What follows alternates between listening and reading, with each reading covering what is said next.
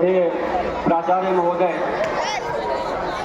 विद्वान शिक्षक शिक्षिकाओं एवं मेरे प्यारे बच्चों, आज का शुभ दिन जिसे हम दीपावली के रूप में मना रहे हैं, यह हमारे देश में कल से ही प्रारंभ हो चुका है।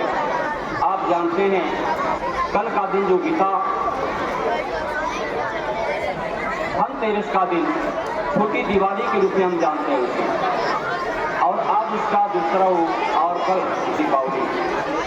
तो दीपावली की आप सभी को बहुत बहुत शुभकामनाएं। बच्चों, दीपावली प्रकाश का पर्व, जिस तरह से दशहरा सौर्य का पर्व मनाया जाता है, उसी तरह से दीपावली प्रकाश का पर्व है। और इस प्रकाश के पर्व में हम अपने दम को समाप्त करने का प्रयास करते हैं। आप तो जानते हैं कि यह दीपावली भगवान श्री राम के अयोध्या आगमन से प्रारंभ हुई थी, लेकिन इसमें कुछ भ्रांतियां भी हैं, इसे मैं स्पष्ट करना चाहता हूं। बच्चों, श्रीलंका में रावण का दहन करने के पश्चात भगवान श्री राम अयोध्या को लौटे थे और 14 वर्ष के वनवास को समाप्त करने के पश्चात भगवान श्री राम अयोध्या को लौटे।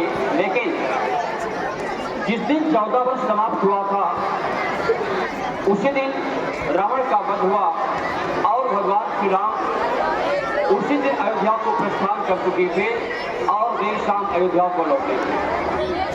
सभी बच्चे ध्यान दें कि भगवान श्री राम उसी दिन अयोध्या को लौटे थे और अपने पुष्पक विमान के साथ लौटे। वह पुष्पक विमान रावण का था, जिसे मारने के पश्चात विभीषण ने उन्हें दिया था, और पुष्पक विमान में लक्ष्मण और सीता के साथ लौटे। उसके ठीक 20 दिन बाद हम दीपावली का पर्व मनाते हैं। कारण यह है कि आखिर वो 20 दिन कहाँ थे, हम 20 दिन का पर्व, 20 दिन का समय कैसे व्यतीत किए। तो अयोध्या वासियों को यह पता था कि 14 वर्ष के वनवास को समाप्त करने के पश्चात भगवान हमारे लौटेंगे और हम उनका स्वागत करेंगे। बच्चों, अयोध्या वासियों ने स्वागत में किसी प्रकार की कमी नहीं रखी थी। आप तो जानते हैं कि जहां आप किसी का स्वागत करते हैं, साफ सफाई वहां जरूर होती है, और स्वागत में अयोध्या वासियों ने दीप जलाया था। क्योंकि हम उत्तर भारत में लक्ष्मी और गणेश की पूजा करते हैं, जबकि दक्षिण भारत में लक्ष्मी नारायण की पूजा की जाती है। उत्तर भारत और दक्षिण भारत में यही अंतर है कि उत्तर भारत में जहाँ लक्ष्मी गणेश की पूजा करते हैं, वही दक्षिण भारत में लक्ष्मी नारायण की पूजा होती है। अब इसके पीछे भी कारण है कि लक्ष्मी नारायण की पूजा क्यों होती है, आप नहीं जानते हैं, मगर बता दूं आपको। एक बार की बात है बच्चों, माता लक्ष्मी अप्रसन्न होकर के, भगवान विष्णु से अप्रसन्न होकर के, दुखी होकर के अपने पिता के पास चली गई। अपने पिता भी समुद्र के पास चली गई। शायद आप नहीं जानते होंगे कि लक्ष्मी जी के पिता का नाम समुद्र था, और समुद्र के पास जब जाती हैं तो अपनी व्यथा कहती हैं। इधर भगवान विष्णु ने को काफी मनाते हैं, इसके बाद भी नहीं मानती हैं, फिर समुद्र के पास जाती हैं और समुद्र उन्हें स्वीकार करते हैं। बच्चों, अब माता लक्ष्मी समुद्र की पुत्री कैसे हैं? क्या आप जानते हैं कि समुद्र मंथन हुआ था देवों और राक्षसों के बीच। जब देवताओं और राक्षसों ने समुद्र मंथन किया, समुद्र मंथन में 14 रत्न निकले थे और 14 रत्नों में माता लक्ष्मी भी थी।